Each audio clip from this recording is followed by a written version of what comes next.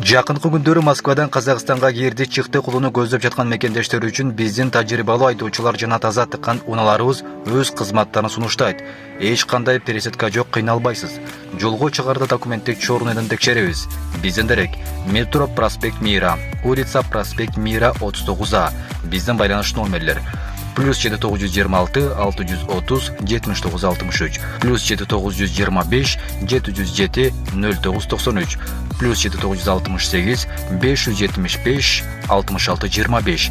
Күнү түнү чала бериңиздер. Рахман жана Шайлоо мырза жооп берет. Урдалган кыргыз жараны Өзбекстанда 5 ай барымтада жаткан анын жакындары менен жолугушусу. Кыргызстандан урдалган жаран Өзбекстандан табылып, аны урдоого шектелип, Өзбекстандын 2 жараны кырмалды.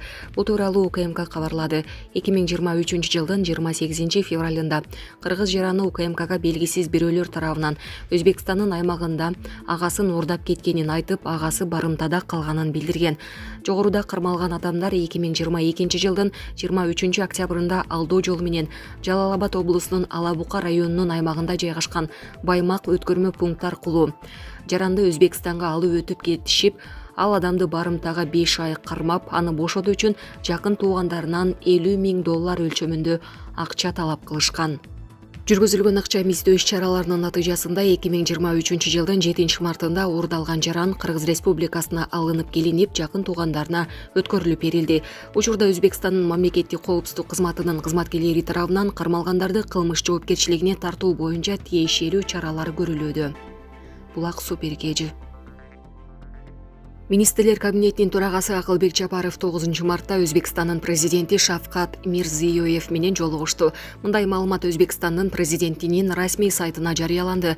Маалыматка ылайык жолугушунун башында Акылбек Жапаров Мирзиёевке өлкө башчы Садыр Жапаровдун саламын айтты. Жолугушуда ошондой эле өсүздөгү жылдын январь айында Бишкекте жогорку деңгээлде жетишилген макулдашууларды иш жүзүндө ашыруу маселеси каралды. Өзбек-кыргыз ар тараптуу стратегиялык өнөктөштүк мамилелерин мындан ары тереңдетүүгө, экономика, соода, энергетика, транспорт жана логистика жаатындагы кызматташтыкты кеңейтүүгө, ошондой эле аймактар аралык байланыштарды жана маданий-гуманитарды алмашууну арттырууга өзгөчө көңүл бурулду. Автоунаа өнөр жайындагы кооперация долбоорлорун тез арада ишке ашыруунун, биргелешкен пахта текстиль кластерлерин түзүүнү, электр приборлорун өндүрүүнүн, ошондой эле пайдалуу кендерди биргелешип иштетүүнүн маанилүүлүгүн баса белгиледи. Жолугушуда Камбар Ата биргесин биргелешип куруу талкууланып, Кытай, Кыргызстан, Өзбекстан темир жол долбоорун активдүү даярдоо зарылчылыгы баса белгиленди. Булак Суперкежи. Абактан кат. Равшан Жээнбеков Садыр Жапаровго кат жазды. Массалык башаламандык уюштурууга даярдануу беренеси менен камакка алынган саясатчы Равшан Жээнбеков президент Садыр Жапаровго кат жазды. Урматтуу Садыр мырза, дүйнөдөгү демократиянын деңгээлин изилдеген кадыр барктуу Freedom House уюму Кыргызстанды бул 2023 жылы 3 жолу авторитардык өлкөлөрдүн катарына киргизди. Тилекке каршы биздин мамлекет бул жылы Симбаевдин катарынан орун алды. Бул уюмдун Кыргызстанга берген баасы биз үчүн зарыл болгон донор өлкөлөргө, эл аралык финанс уюмдарына жана инвесторлорго чоң сигнал болот.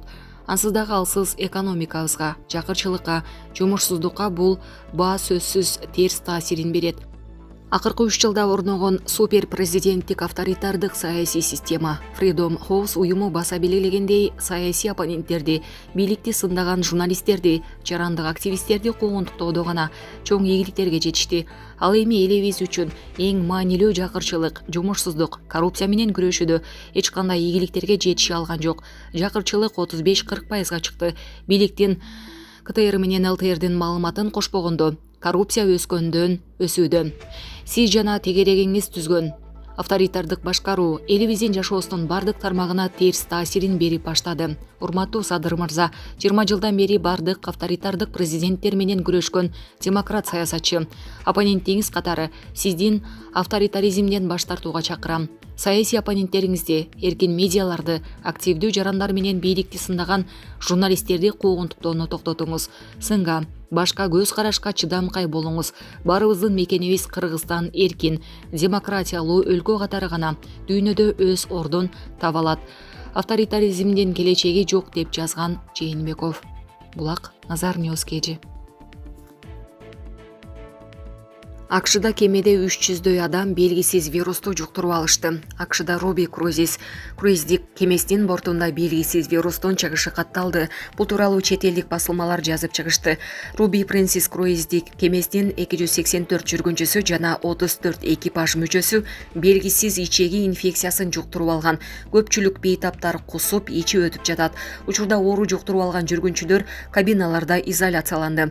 АКШнын ооруларды көзөмөлдөө жана алдын алуу борборлорунун маалыматы боюнча кемеде бардыгы болуп 2881 адам болгон. Башкача айтканда, ар бир 10 туристтин бири вирусту жуктуруп алган. АКШнын өзгөчө кырдаалдар башкармалыгы бул вирусту өтө жугуштуу болгон норовирус деп болжолдоп жатышат. Учурда кеме Техас штатынын Галвестон шаарына келип токтоп, туристтер медициналык жардам күтүп жатышат.